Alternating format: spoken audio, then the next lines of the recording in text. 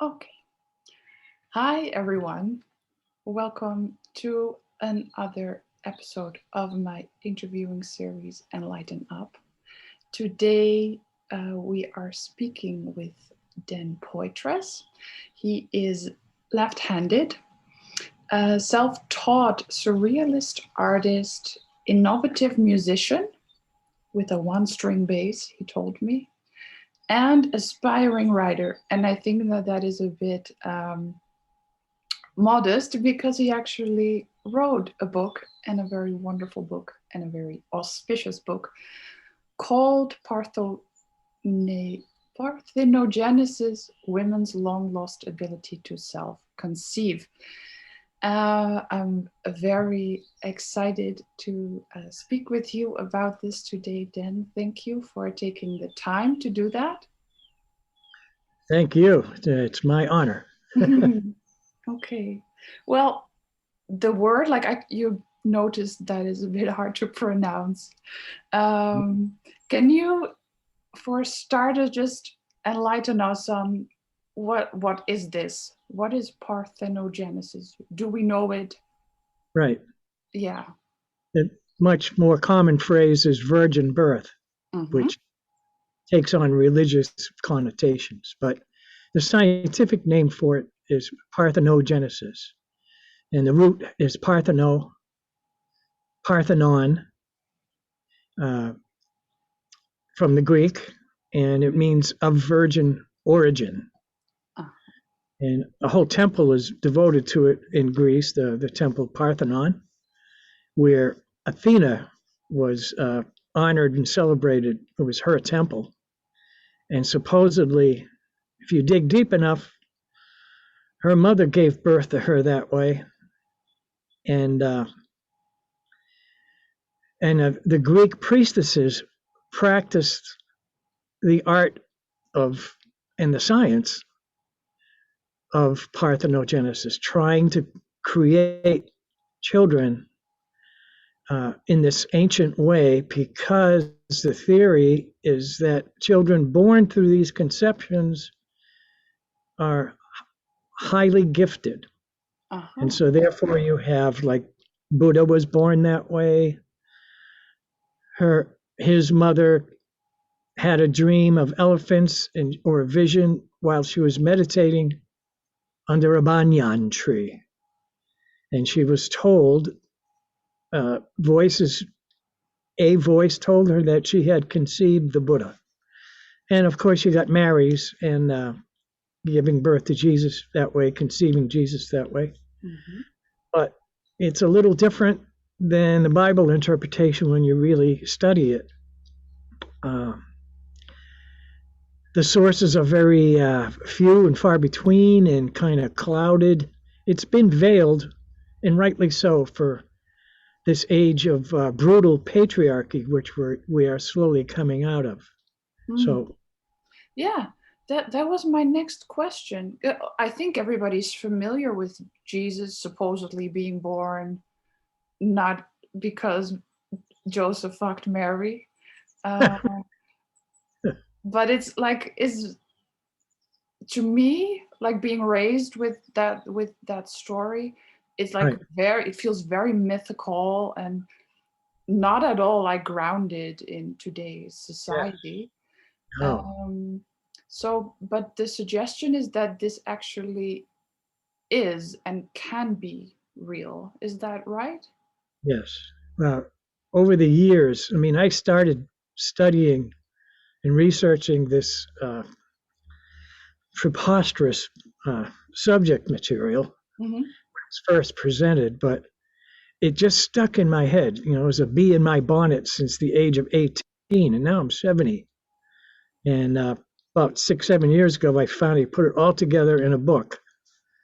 It was first launched as an article, and once I got over 31,000 readers, somebody contacted me in the world of publishing and helped me self-publish this book. Mm-hmm. And so that was a big load off of my shoulders, but it has not ended. I got a stream of phone calls, emails, uh, and just contacts through my websites and great reviews on the book. But I added a whole lot more information, and I'd like to do a second edition. There was a more personal connections with women who claimed to have had conceived children this way. Ah, you received messages from those women? Yes, and there's one that it centers on a phenomenal woman that's in the book, which I'm sure you are familiar with. Her name is Lori, Mm-hmm. and 6 feet 2 inches tall, and she was on a long fast, which was amazing enough all by itself.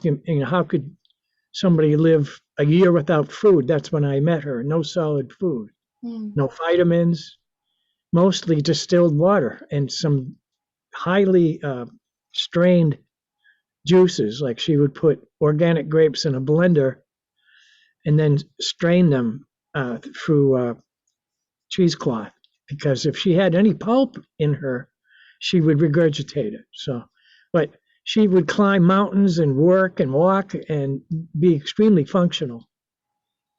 And she lost weight, of course, but she leveled off at 135. And even after she broke her fast, she remained at 135. Mm-hmm. But the point is that there's some purification that takes place. There's a great deal of preparation that's needed, and a willing participant. It just doesn't happen. A lady, sipping wine, and all of a sudden she, conceives a child. It's not like that. Or some ray of light comes from heaven, this poor innocent girl, and all of a sudden she's pregnant by God. It's like, no, get away from that. A woman has to willfully participate, Okay. and be prepared for it. But along the way, early days, I had already absorbed a lot of information from these incredible books that I mentioned in my book that got me going along this, and I couldn't get rid of the subject. It just kept coming back. Sometimes virgin birth or parthenogenesis would come up in conversations, and so I had more than the average information about it that I could share and blow people's minds with, including my own. Mm-hmm. But I was working with a nonviolent American Indian group, trying to do peaceful protesting to get some land back for this old man that got ripped off. It's a typical story, but we had a magazine in the 70s called Many Smokes Magazine. And anyway, we would receive books from different publishers, Indian books, American Indian books. And the chief of my little tribe, he asked me to do a review on one particular book. And it was about the Ojibwa people, or otherwise pronounced Chippewa. And they're basically up in the Great Lakes areas. For tens of thousands of years. But this particular author spent about 10 years researching stories that were handed down, stories about anything before the white man came. And, it took him a while to gain the trust of the elders on this reservation, or many others. I don't know how many reservations involved, but one of the stories was from an older woman, a wise woman, and she talked about how the wise woman would observe and look for a candidate, and somebody like a young maiden that showed signs of like grace and compassion and intelligence, and they would ask her if she would participate in an ancient ceremony to try and conceive a child from the Great Spirit. I guess, I'm putting words in their mouth because I don't have the book but in front of me. But and they say the purpose is to have a child that way, is that a child born through that type of conception would be very gifted, and sometimes a generation or two would go by without any candidates, without any conceptions taking place. But they felt that, like, nature knows what the village needs and what the people need, and so a healer would be born, or a great diplomat, somebody who could stop the tribes from warring with each other, or just some very loving soul that would bring humor and compassion and love to everybody. And it could be a man, it could be a woman born through these conceptions, but whatever, it would be something that the people needed on a very high level to help them get through hard times or whatever. So I'm reading this, and this is oral traditions passed down from grandmother to daughter to, for generations. Who knows? And they had no knowledge whatsoever of Christianity. So that really nailed it for me. I said, wow, here are these innocent indigenous people in the middle of America with no connection to Christianity or Buddhism or any virgin births from any other culture. And this is part of their tradition. So that really kept me going and doing more research and and just keeping my ears and eyes open. And but really clinched it for, yeah, but what was your next question? Well, is it that these people had this knowledge all along, like it was kept in indigenous cultures, and how come it didn't get our attention in the West? Yeah, well, I know it's this sleeping giant, really. It's the tip of iceberg, but although it's not cold knowledge, it's very warm, joyous knowledge, very interesting, and it doesn't mean whatsoever that the whole human race is going to, the men are going to disappear and it's going to be all an Amazon self-perpetuating species, and the men are going to disappear, and all we're going to have is avatars. I mean, that's the most stupid, logical output of this. It's very rare under the best circumstances. The Greek priestesses practiced this, and it was rare, even though they had to physically and dietarily and mentally and emotionally and spiritually get themselves in shape. Yeah. And then the actual ceremonies may have involved, like, mead wine, which is honey-based wine, which is very gentle wine that will, ease your consciousness, and lift it, but not get you drunk, or else maybe some mild mushroom, or disregarding that, it could have been masturbatory, it could have been lesbian sex with another woman, but with that intention, or it could have been just dancing in a state of ecstasy with maybe a day of fasting. But even then, there would be a back practice, for years, maybe, of just fruits and nuts and vegetables and herbal tea and fasting, and no sex with a man.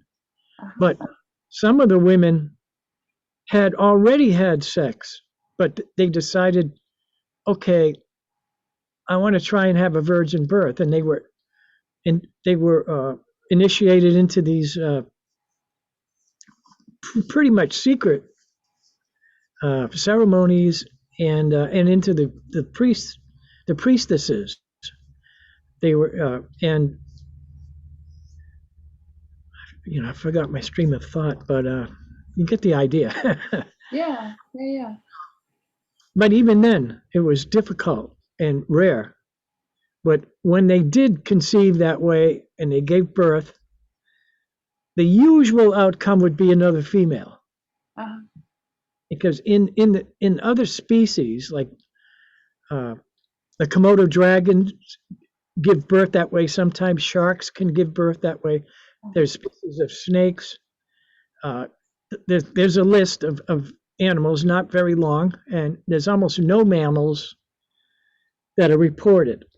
And the scientists, until a few years ago, they said that the law of parthenogenesis, that when these, like a Komodo dragon gives birth, it's always going to be a female. And it's like, well, that's not true anymore. Mm. A couple of years ago, there was a snake that was in captivity for like 8 years, and there was no deposits of male sperm waiting to, fertilize her eggs. There was no male around. It just, they didn't even know that snake was pregnant. It just gave birth, and there was females and males. Okay. Okay. And there was also a Komodo dragon on a little tiny island. Komodo dragons are Indonesia or maybe southern islands of Japan. I'm not sure, but there was a Komodo dragon that gave birth to a male because there was no males on this little island. Okay. So it can be both, really. Yeah. Okay. So Okay. And you just mentioned like the response of or potential response of men to this topic, like coming back into modern society. Well, I've been talking with men about this topic, and right. the man that introduced me to your work, for example, he had this, like, for him it was natural, the like he felt very deeply like, oh, this is so true, like women are really that powerful. And but another man, for example, he was like, Yeah, I'm going to be like, I know it's threatening. yeah, it was like threatening. How is that for you? Like, what do you feel like? What does it do Well, something to masculinity, or what does it no. mean for the Well, role? it's as if you're a soldier, you're going to be a soldier. You want to find out where your strengths lie and really increase those strengths. And you want to find out your weaknesses. Mhm. And you want to do everything you can to either hide them or to make some very strong defenses in those areas. Mhm. So part of what I discovered when I was 18 years old reading these unusual books was the idea that, well, the first 3 months of human life, it's a female in the mother's womb. Mhm. If it's going to be a male, then the ovaries descend and they become testicles, and the clitoris elongates. But there's a seam across the scrotum where the descended ovaries have ended up. Uh-huh. And nature is pretty wise, but nature made an exception with the male. It's like, okay, in the woman, all her vital organs are protected, but in the male, well, I'm going to put some very vital organs hanging unprotected outside of his body, and that's a weakness that men subconsciously have created a giant ego to protect. Uh-huh. So if a man can be aware that, okay, I'm kind of biologically, I'm a weaker version of a woman, even though I have all these muscles, it's like you still don't, then there's women's intuition, which is, what is intuition except just a higher natural intelligence? And men can tap into their intuition if they are trained to do it, if they are told you have access to all of your intuition to the right side of your brain, just like anybody else. But, you get away from this big inflated ego thing. Just accept the fact that your nature says you're secondary. So, all right, if I'm secondary and I'm kind of a woman in disguise, what's the problem? It's fun, isn't it? I mean, think of these big football players, basketball players, 6'7", 248 pounds, and 260, 280 pounds. But you could kick them in balls and that's it. They're like a little baby curled up on the floor in the fetal position. A woman you can kick in that same place and, well, she's not going to like it, but she's not going to feel like near death. But Mhm. that's just a physical thing. It's a biological thing. So what? So what? Yeah. Doesn't make men inferior. Men are around. I mean, unless women are living on, handfuls of sprouts and drinking wheatgrass and they're not having sex with men and they really want to have a baby this way, it's like men are necessary to fertilize the egg and to go on with life and to have children. And another thing that's controversial is that children born through epigenesis, regular sex, heterosexual sex, they're every child is gifted and has the same gifts. It's just that maybe it's our education. We got to really bring forth what's already there. The word education means to bring forth, and so children are like born perfect. They have all of these gifts that they're just these fountains of very high energy, beautiful, innocent, incredible energy, very pure. And we should be able to keep some of that beautiful childlike energy instead of getting like conditioned, for the military or conditioned to be a macho guy that doesn't have feelings. Mhm. And so those gifts can come forward, and we can have access to our intuition, the right side of our brain, the beautiful emotions of love and unconditional love and beauty and creativity and art and music. That's where our appreciation, our natural appreciation comes from the right side of the brain, and it's a doorway into our beautiful soul. Yeah. And the Yeah. left brain is like the engineer, the male side, and that's very important. If you don't have the keys made just right, the doors don't open. Yeah. And, and language and memory and logic and mathematics, and that's traditionally the male side of the brain, the left brain. But anyway, So in this world where these gifted children, whether born like conventionally or through virgin birth, um, what do you think is like the role of the male in a society like that, if it is not to fertilize the egg? oh, I mean, guys will find other guys to make love with, because the soul has no gender, you Mhm. know,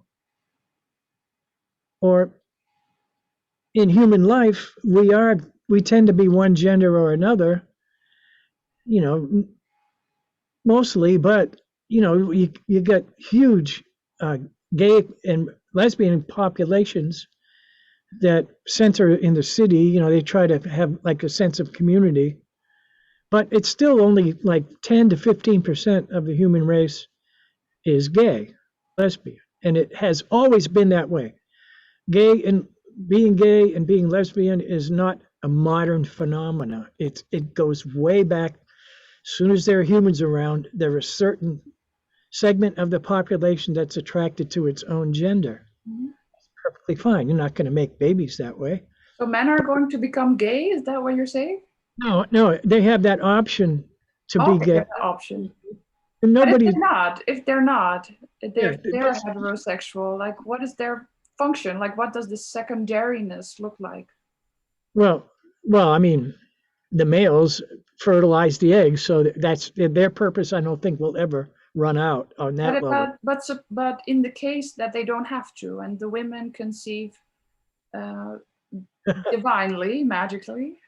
So, what you think there might be some point in the future where women will just do that and they won't have sex at all with a man? I don't know. I just wonder because it's such a different, like it's so provocative for the role of the Right. man.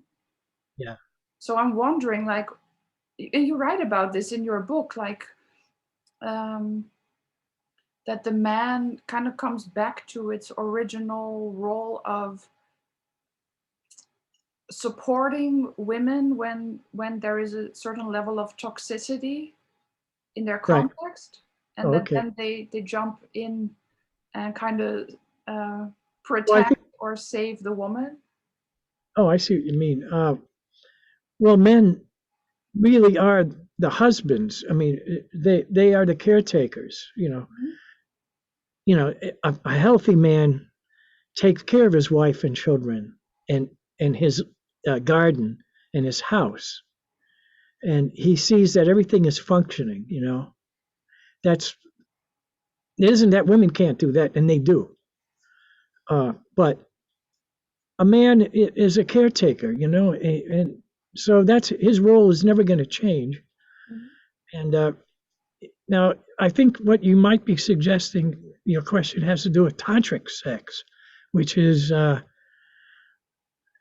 actually, I believe the male can participate in a parthenogenetic conception, but there would be no penetration, and there would be no deposits of sperm inside the woman's body, through the vaginal opening.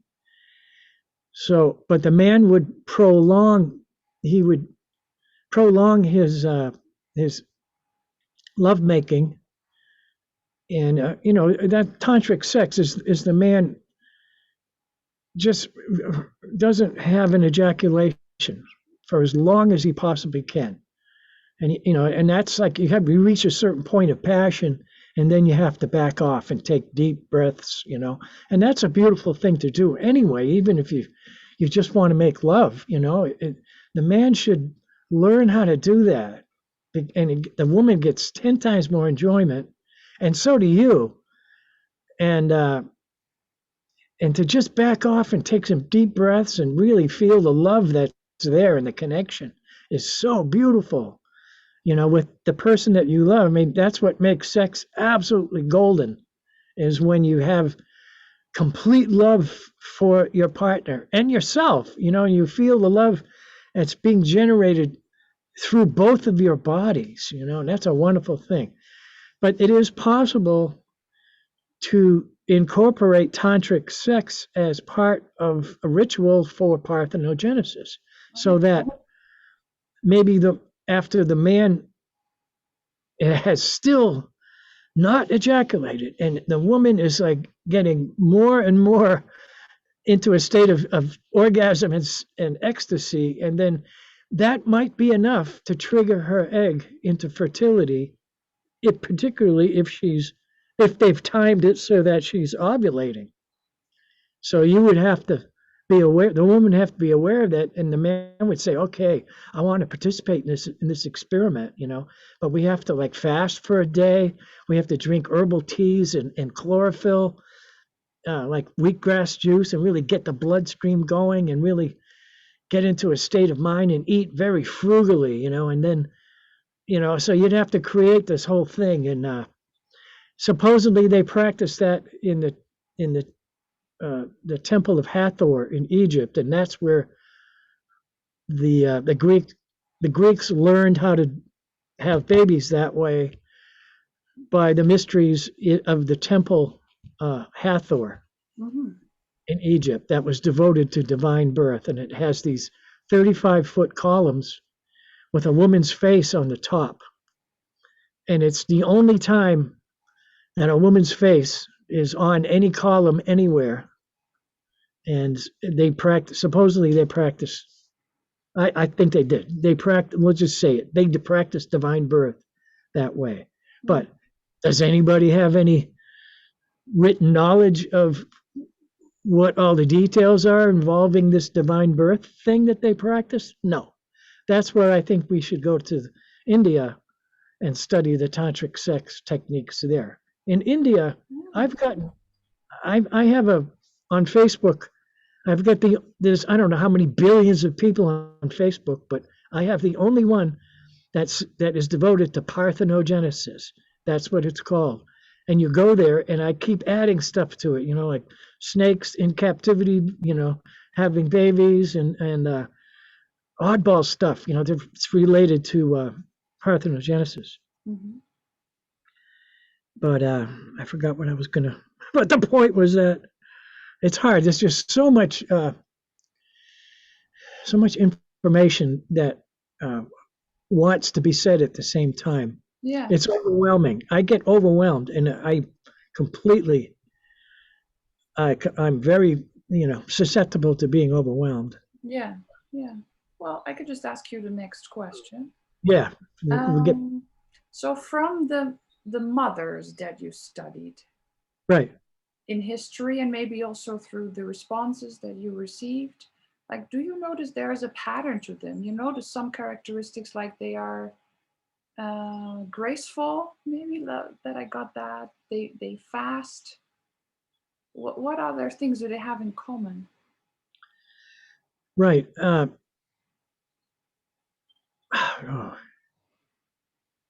I don't know. You can, whatever. See, I know I lived among some raw food, uh, fruitarian, vegetarian women at different times in my life.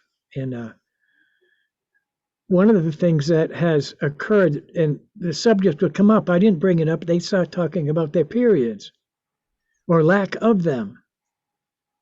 And, you know, not a typical, but we'll say a woman would come there and she would have her regular period, but she would say, I wasn't as crabby this time. I had no PMS, and but I bled just like usual. But the next month, said, not only was I not crabby, I had no PMS, but it was more of a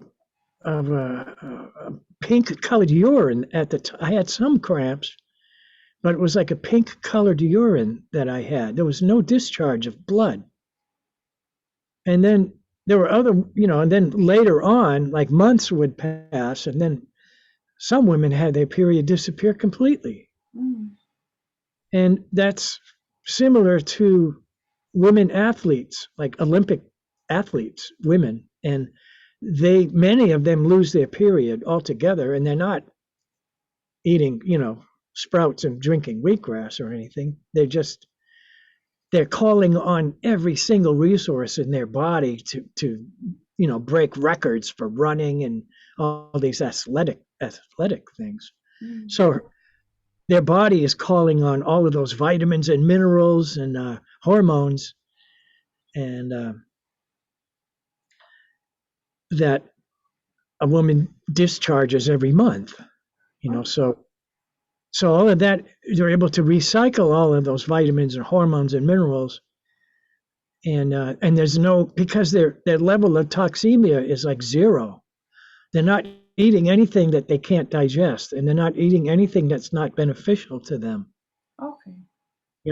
So when we do pile our bodies with undigested fats and proteins and dairy and meat and pastas and breads, it all gums up the whole works, and so our bodies choose our channels of elimination to try to get rid of all of this stuff. And of course, the women's menstruation, and that's what comes about. All her reproductive organs are being chosen to eliminate all these excesses, of a civilized diet.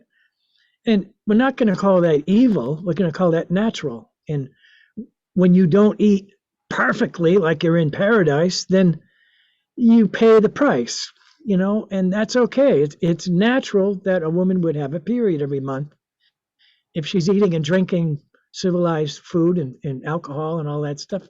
And that's healthy and that's good. And we don't want to change that. And it's holy. It's wonderful. It's a sacred thing. It shows how women are closer to nature, even in their toxic condition, by, being in tune with the cycles of the moon. So, that's our moonsis or mensis, and that's perfectly fine. It's healthy and it's a sacred thing. Great. I'm not going to make women feel bad about having a period. That's been going on for a couple thousand years, and women have thrown that off. It's like, I'm not going to isolate myself in some little dirty little hut just because I'm having a period. I can still participate in all the decision making and sacred ceremonies. So let's get over that. Mm. But so there would be this highfalutin idea of getting on very pure natural diet and to try to eliminate the period, and a lot of exercise too, and yoga, and get to recycle all of this nutritional stuff, and that builds up an incredible level of health and nutrition, and it also raises one's consciousness. I know when I eat that, when I have eaten that way, sprouts and wheatgrass is like the basic for the basis of the diet. And then if you can get organic fruit and organic vegetables, and you do things with them to make them absolutely delicious beyond your wildest dreams. Because I thought, oh God, this is going to be like a sacrifice. I mean, I can't eat pizza, I can't eat cheese, I can't smoke cigarettes, I can't drink wine, I can't eat bread. I can't. The list goes on and on. Well, yeah, but you're letting that stuff go because you want to go to a higher level, and it was unbelievable how I feel. I feel like there's this wild horse, that lives on green grass. I said, unbelievable energy. I'd sleep maybe 4 hours, and the rest of the time I would read because I didn't want to disturb anybody. But then I would get up and I'd be this ball of energy. Hmm. And So about is all the women that you heard of, do they live like that, like live towards it very consciously? Or does it also, like these divine births, happen much more casually or maybe even unconsciously? right, that does have that potential. I think with my friend Lori, she was not planning on having a. She wasn't.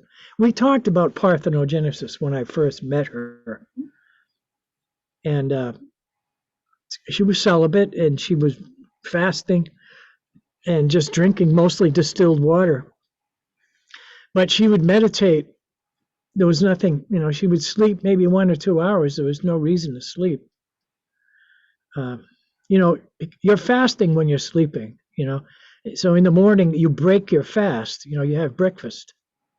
That's what Mm. that word means. You break your fast. Ah, that is true. You know, That's your fun. body needs to like digest all this food that you've been eating. That's most people overeat and they eat the wrong stuff. And so it takes a lot of time to try to get rid of all that, but she only slept a couple of hours. But And she there, did not have this idea that she wanted to conceive. no, no, Oh. we talked about it briefly. We said, oh, yeah. So you read about it too? He said, yeah, I read about it too. And our paths had crossed before I met her. She went to the same place I did. She was called Hippocrates Health Institute, and it was in Boston. And she actually was there for a couple of days, but she left. Mm. Whereas I stayed months, and I became part of the staff to work myself there. Okay. And but yeah, she would meditate for hours every night, in the AM, 3 in the morning till dawn, to 2, 3 hours of meditation. And she started hearing voices, and she was getting guided toward people that she would meet by chance, like a homeless guy that ended up getting some kind of a serious illness, and he ended up in the hospital, and she would be visiting him. And she would end up taking on some of his symptoms. And that actually aided in him being healed. So she had to try to get control of what was going on because she would take symptoms on without wanting to. She did that for me one time, and that's in my book. It's another story. But so in a very deep state of meditation, she went into a state of bliss. And in that state of bliss, it was a beautiful light. Sounds very familiar. Mm. And a voice that told her that she had conceived a child. And but it was going to be a long time before she actually delivers the child. Mm-hmm. How long did it take?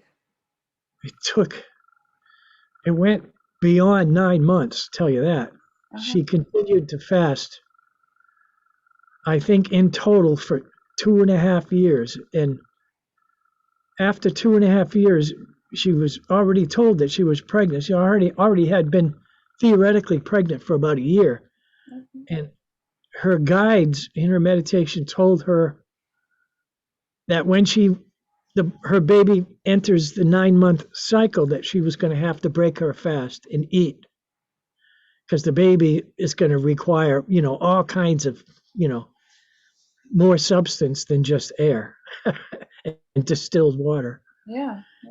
So that's what she did. She began to eat when she was told, and then the baby was born. But as it's pointed out, as it's described in the book, she lost the baby after a few months. Yeah, that is so sad. Yeah, and but she said it was because this time on Earth is just too gross. It's too heavy. It's too dense. The vibration, the frequencies. Although it's changing, and it's changed quite a lot since 1976 is when she conceived this child. Now, there's another woman that I met. I got to meet her as well, and she became pregnant this way. And she had the baby, and the baby was 2.5 years old when it choked on a piece of fruit and died. So that's another sad ending, but she had the same conclusion. She said, the planet is just too dense, it's too heavy, it's too dark for a child of this high vibration to exist. Yeah.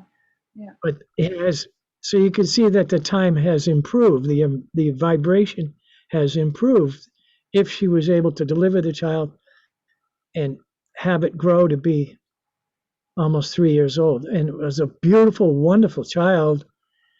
And I did its astrological profile, and I've been doing astrological profiles for many decades, and I would say I've done a couple hundred, which is not a lot, but his chart was so amazing. It had so many positive characteristics to it. I was in awe of how talented and gifted this child was. And I wasn't cherry picking, all the different books that I have. The imagery that came up was just so profound. And so I really have a strong sense that truly these children are highly gifted.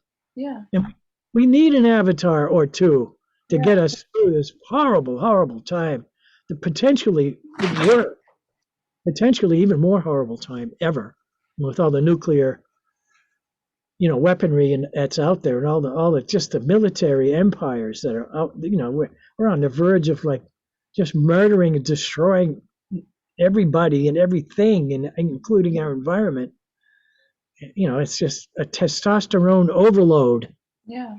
The men have just gone way out of whack. It's time for them to take a back seat and let the women do the driving in many different levels. And it doesn't mean men are going to disappear or have no value. We have to be strong, and we have to, develop our feminine side, not be ashamed of our emotions. And if a man is going to be gay, he shouldn't be beaten up for it. He should, in the indigenous people that I've read about, how they treated their gay people. If you had somebody gay in your family, it was considered to be prestigious.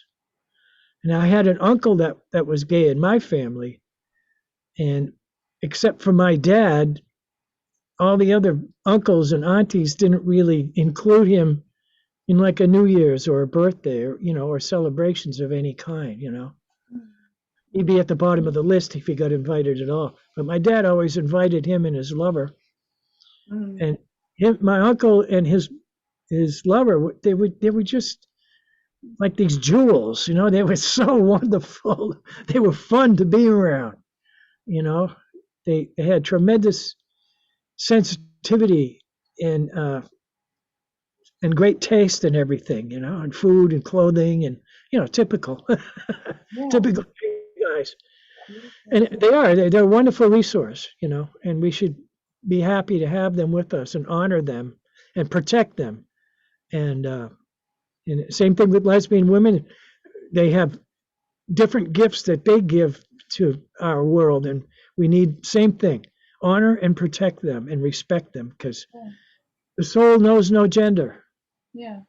So Honor when you say men need to take the back seat, are you speaking yeah, like to a shift from feel the patriarchy? power. Really, come on. Well, one example that just came up a couple of months ago, they said, what countries have done the best with COVID-19? And there's like 7 of them that have done the best that are run by women presidents. Mm. So So, are you saying that we should maybe return to like matriarchal society as always the choice. Always. That should always be the choice. Yeah. I Can mean, you speak of what matriarchal society looks like? yeah. I mean, there are great books on it. It's not my expertise, but I love it. And I mean, there are books that I have suggested in my book to really get into it, but men do not lose any of their rights. They have all the freedoms and all the rights that the women do in a matriarchal society. Mm-hmm. And when it turned patriarchal, the women lost all their rights, and they were denigrated, abused, put in a horrible, horrible. That was a step. That was like de-evolution. Mm-hmm. Patriarchy is de-evolution. Okay. Patriarchy is it operates by violence or the threat of violence. Matriarchy is operated by what's that? The gentle art of persuasion.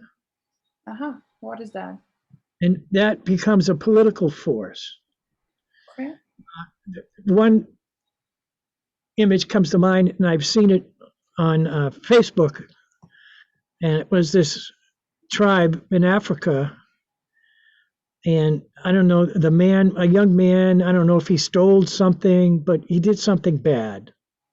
And instead of calling the police and putting him in handcuffs and bringing him to jail, the people surrounded him in the village square, in the center of the village. All the people came out of the village and they surrounded him. And they were singing and dancing and hugging him and telling him, "What's wrong, brother? It's okay. Don't worry about it. If, we would have given you what you took, we love you, and the guy was just crying. Oh. He had beat up his wife or something. It might have been something more severe like that. But he changed his ways after that, That's a very powerful example of nonviolence and the art of gentle persuasion. In those indigenous societies, there's no prisons. There's no torture. And the evidence is in the archaeological record. The earliest civilizations were matriarchal in every part of the earth. All the effigies, statues are of women. Only a few statues of men. Because women ran things. They made the proper decisions. Because women tend to think communally.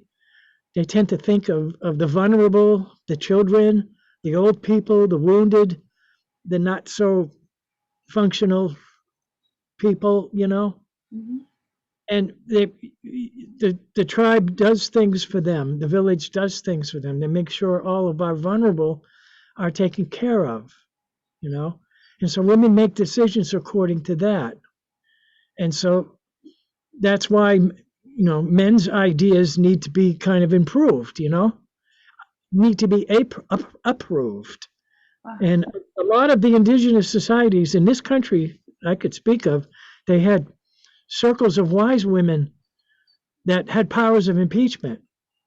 The male chief, if he became selfish and an ego trip and he started to cause trouble with other tribes, he was out. Because you have to be a man. The idea is you're a peacemaker, you're a husband, you're a caretaker, and you avoid fighting, you avoid war. And women have that impeachment power. If the guy got too cocky, he was out. And all the tribes had that. So you want to call that matriarchy, I guess, that the clan mothers had the final say. And it's like, that's the way it should be. We need more women in government. Men can come up with all kinds of creative ideas for this and that, not blah, blah, blah, blah, and to use the budget for this and that. But the women should have the final say. It's like, hey, guys, we don't need a $6 billion rocket right now. We have 485 rockets, all right, all ready to go off and destroy everything with nuclear warheads on it. We don't need another one, for God's sakes. We need that $6 billion to put some kids through college, okay? That we need to get some powerful women to like scream at these assholes. Sorry, I get excited. Yeah. Well, I get the picture. Thank you for sharing. It's very vivid now. Oh boy. Okay. Back to parthenogenesis. It's more gentle. Yeah. But that's cool. I like that idea, and I can envision it also, like how that would work. Because I thought, if men do not serve that purpose of fertilizing, like what at all? Like I was wondering, should they maybe just be deleted entirely? Oh, I know. But I mean, I know the subject of parthenogenesis suggests things like that. That maybe, maybe we have. Well, we'll show you the Ankh. How did I say your name again?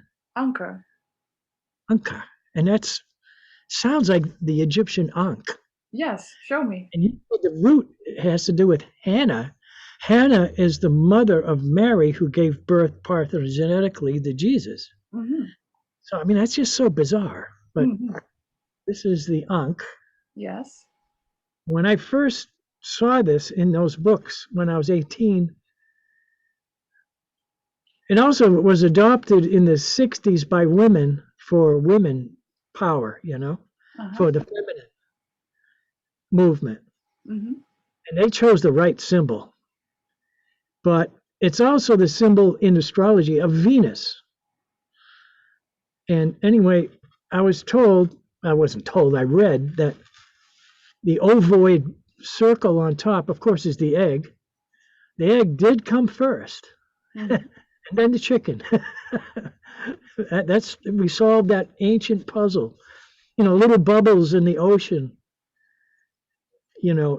began to be generated with electrical energy from the great beyond, the field of energy, unified field of energy started filling these little bubbles with single cell creatures, microscopic, and they were all parthenogenetic.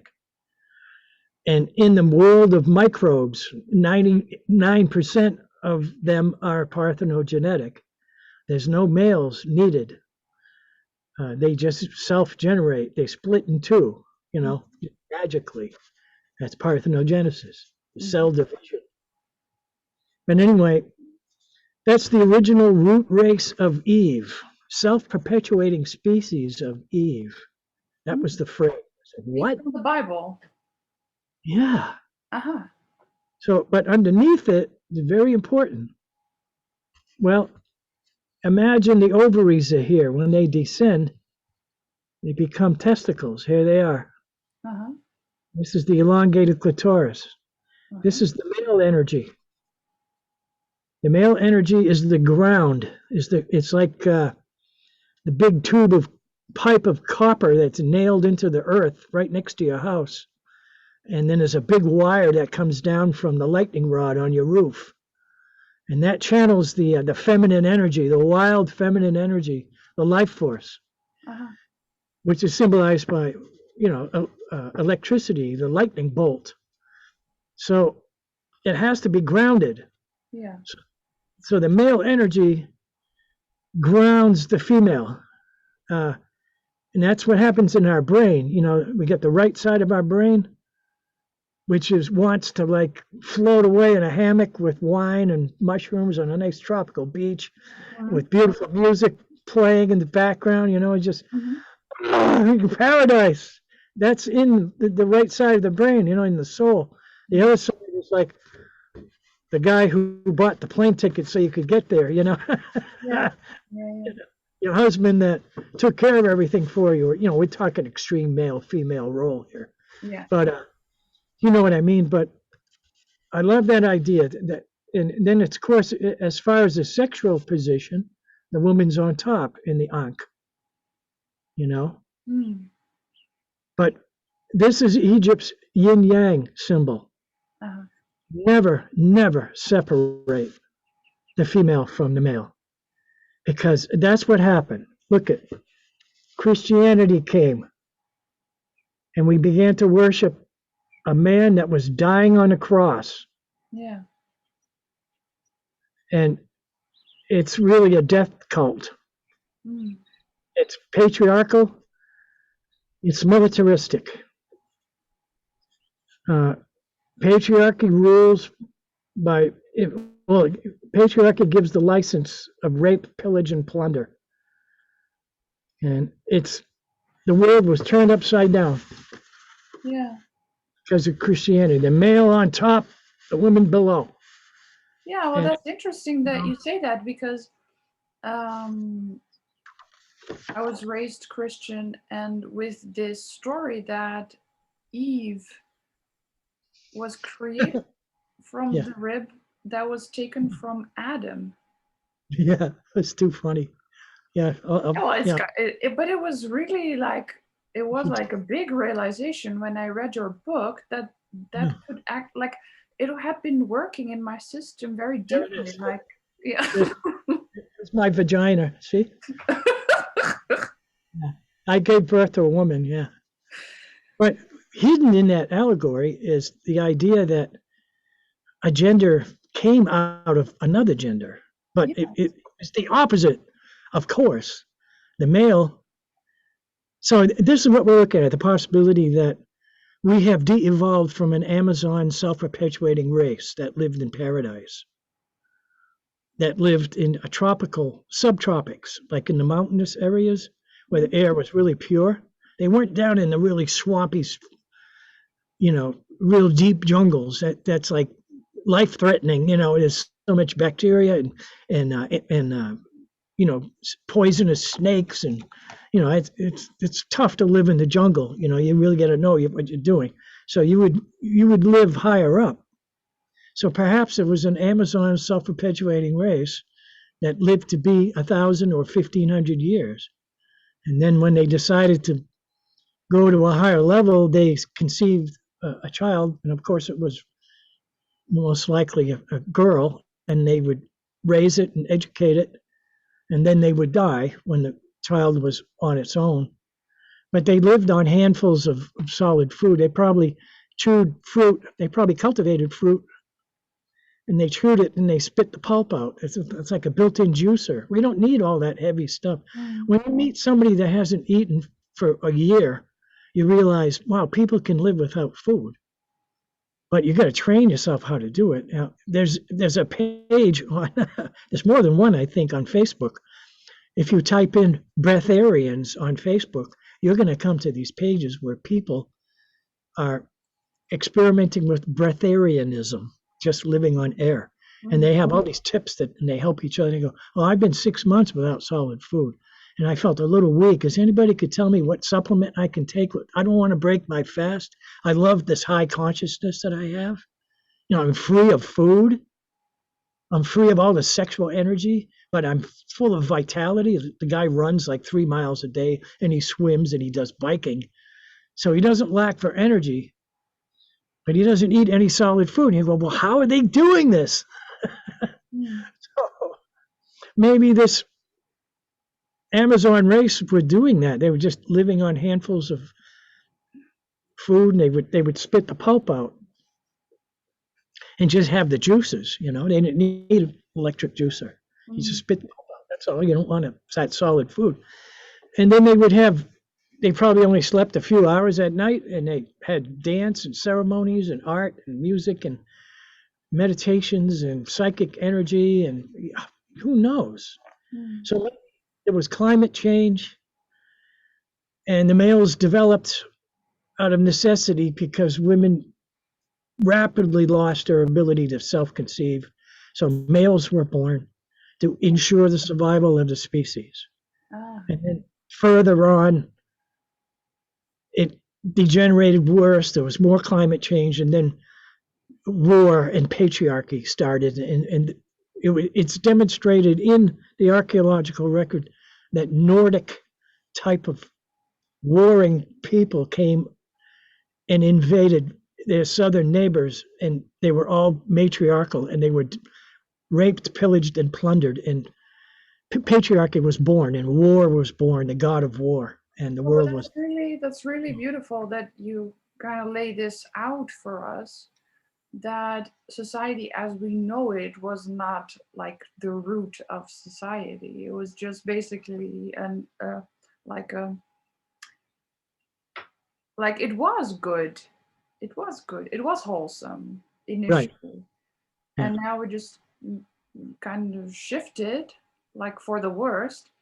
And I find it very hopeful and very healing that that it can be restored. And despite all these like women degrading narratives that are like implanted and injected everywhere in culture, that it's not truth, like it's not actually real.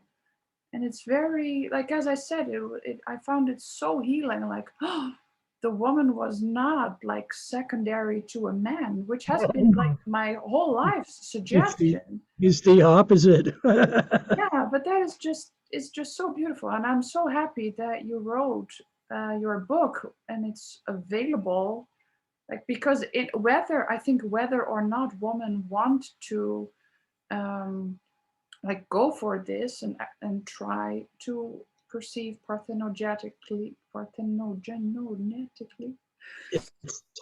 they actually want to do that, just reading about it or getting familiar with it can in and of itself be so healing for women. Exactly. And men too. And men too. Weird, but how has it healed you? It liberated me, you know, because I know who I am, and I love men even more, you know. Oh yeah. Who they are who they are, you know. They're troublemakers, and that's good. You know, there's a certain level of troublemaking that's healthy, you know. They're sparky. Yeah. Yeah, so nothing's lost, really. No. Maybe the opposite. Maybe everything is won. Yeah, it's a lot of fun, I think, to see the masculine, you know, enigma unveiled, you know, and the feminine too. But it is a time that the sacred feminine is returning. Yes. You know, and 100,000 miles an hour. It really is. It's hard for us to see because we're immersed in it. But women are slowly but surely getting in positions of influence. They're not interested. A real woman is not interested in power. She's interested in influence, which is different. You know, it's not power for power's sake. You know, whereas men, you know, tend to go for the power, you know, and consume everything around them. You know, it's like along the way. You know, the end is the means is whatever that phrase, but so. Yeah, the Hopi Indians in Arizona have been talking about it for like 50, 60, 80 years, that the masculine energy has dominated the planet and imbalanced it. And they were talking about the return of the sacred feminine. Yeah. It was already happening 50, 60, 80 years ago, you know. Yeah. They've been well aware of the period that we're in. Yeah. It's their way of talking about the age of Aquarius, you know, which is what we're in. We are already in the age of Aquarius Leo. It's the community, Aquarius, and Leo, the individual. We have to have respect for each other. You know, the individual has to have all their rights have to be protected, but they have to also protect the rights of the community. Yeah. They can't abuse the community at the expense of the individual. So it has to be this balance that has to be achieved, you know. And you could call it the community as socialism, or you could call the individual as capitalism. It has to be it has to be social capitalism. That's the healthy political, you know, formula that any country that is really successful and all inclusive and has all the adversity of cultures and skin colors and genders, that's a social capitalistic social society. They've achieved that balance. You know, And, they have and health for that costs. is required the rise of the sacred feminine. Yeah, it does. That's what's really pushing it on. You know, and it's a balance, a sense of balance, and it's been imbalanced because of the males just taking over with their militarism. Yeah. And ripping off the environment, not caring about the environment because they want to get that coal and that oil and that gold and all those minerals, and they don't care about the indigenous people and the rainforests and the ocean. They don't care about it. It's a real male thing to just rape and pillage and plunder. Yeah. That time is over. You know, it's time for it's time for Anki. Yeah, and hey, you created also a very beautiful piece of Yeah, art. yeah, yeah. All these words are empty. In Show it because I think it suits the topic really well. The return of the sacred feminine. this is called The Listener. The listener. Okay. Open Sesame. Did I get this? Yeah, that is beautiful. See that? A woman listening, a cosmic woman. Yeah, look at that. Yeah, beautiful. Get a little close up there. She's listening. She's And listening, and she has a very specific type of belly. yeah, she's conceiving. Ah, she is conceiving. Yeah. And I didn't plan this work. The thing is, it pops up in my art all by itself. Yeah. I guess because it's in my subconscious, but yeah, I'm not proselytizing this parthenogenesis. You know, it's like I need a lot of people to do their own research and get back to me. I need help with this. It's overwhelming, but it's a vast subject and it points to a lot of very interesting things. And I don't know, it's my way of figuring out the complexity of this planet. Okay, so suppose somebody is listening and they are like wanting to help you. Like, what are you looking for specifically? Yeah, I mean, they can, I'm on Facebook, Den Poitras, Denpoitras. Yeah. And I also have that page that I host. It's Parthenogenesis Uh-huh. on Facebook. Uh-huh. I mean, you might get a Wikipedia version, but that's the only other page. And are you And looking for a specific type of assistance? just anybody, like, especially the women or men, if they're interested, say, hey, grandma or mom, ask your mom, have you ever heard stories about virgin birth when you were growing up, or what do you think about it? And you'd be surprised. They might be, oh, you know, grandma told me once that her grandmother was born that way. Mm. You know, if weird stories come out of the woodwork, you know. You're looking for stories? Yeah, like this guy, he died a few years ago, and a genius. He's got like 350 patents and all kinds of things. And he wrote a very famous book, worldwide famous book called Pyramid Power. I forget his name, Patrick something, but Pyramid Power. Anyway, a friend of mine went out to visit him in Arizona. This guy was living in Arizona, and this friend of mine developed some kind of like a he had all of these dice, and he would throw them, and then he would make words out of the dice. So it was a way of it's like a Ouija board or something, but it was like a new form of tapping into the subconscious, like tarot cards. And he was getting really good at it. So this guy invited him to go visit him and stay with him for like a week.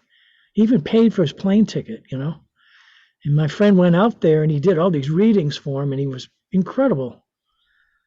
And so my friend came back and he told me about him. And I said, "Oh yeah, I read that guy's book, And this guy's like part scientist, definitely, And so I emailed him and I told, I said, well, my friend referred me to you, and I read your book, and I thought you might be interested in this article that I wrote. This was before I wrote the book. And he said, yeah, send it along. And I did. And then he emailed me back and he said, this demands a phone call. So he waited for the right time and he called me because he's very busy. And we talked for like 2 hours on the phone. But he said, I read half the books that you mentioned. He said, I read all of those too. And so it isn't like he was completely foreign to the subject, of parthenogenesis, but he had no idea that I had developed so much more information, I had gathered it, and he was blown away. He said, well, I'm going to tell you something that I never told anybody, except maybe his wife or something. I don't know. But he said that his mother was she was in surgery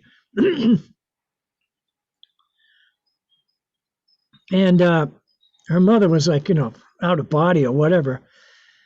And she was having this incredible experience with the light or something similar. And he said that a voice told her that she had conceived the child that was going to be highly gifted. And he's telling me this, on the phone, wow. And so, and like I said, he wrote that book, Pyramid Power. It's a scientific trying to, evidence that shows just the shape of a pyramid. He made one out of copper pipes and put it over his garden and planted a whole bunch of plants under the pyramid and all around it. And when the plants came up, the ones that were the tallest, the healthiest, were right in the center of underneath the pyramid. Mm. He wrote a book about pyramid power, and he had all these other experiments, and it became a bestseller. Yeah. So that was one, but he had like 350 patents on all kinds of things that you attach to your head that would like double the effect of meditation. And I was an amazing genius. Mm.